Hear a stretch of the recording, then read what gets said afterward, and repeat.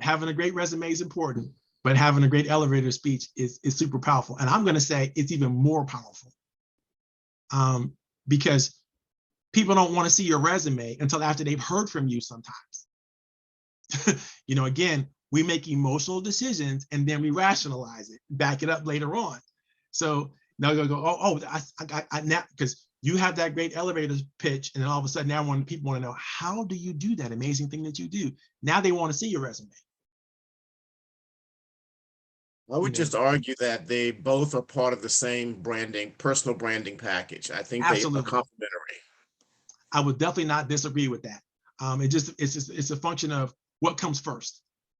If they see your resume first, then they're going to want to hear from you. You still have to have you have to be able to talk. If they hear you first, which is often what happens in networking, they hear you first. And now they want to know, oh my God, because there's people in your close network right now who don't actually know what you can do, what you can offer, because you've never spoke to them about it.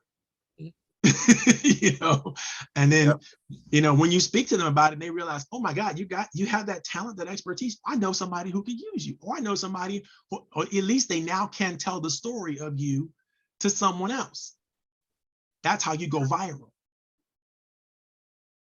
I would suggest to everybody, you do your elevator pitch and put it on LinkedIn.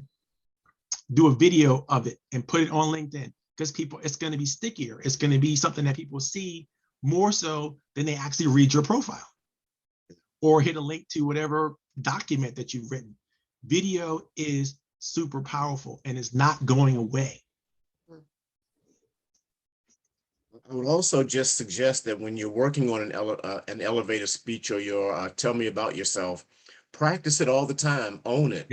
Practice it with your family members. Practice it in front of a mirror. Practice it in any sort of situation until you can actually own it. You don't have to think about the words as much as how do you communicate the essence of who you are, just naturally. So I train all of my friends and members of the Roundtable, which is the organization when I founded, how to have a 7-second elevator speech, which basically answers the question, I do what for who? That's it. It's real simple.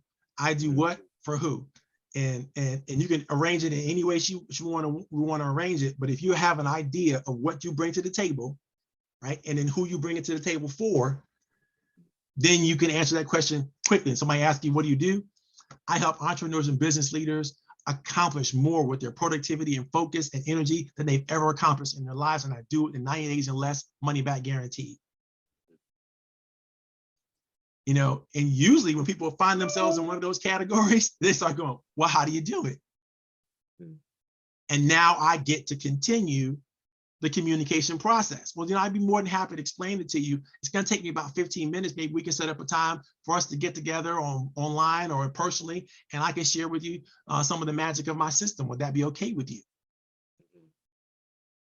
No one says no to that. I don't have to deal with rejection. And because I'm giving people enough information for them to be excited and interested. And they're going to go, oh, wow, there's nothing to reject. If you want to know more, then you got to talk to me. If you're not going to give me the space to talk to me, then we're done. And no, I'm not giving you my resume. No, I'm not sharing my vita with you. No, I'm not coming after you for anything because you're not even excited about talking to me.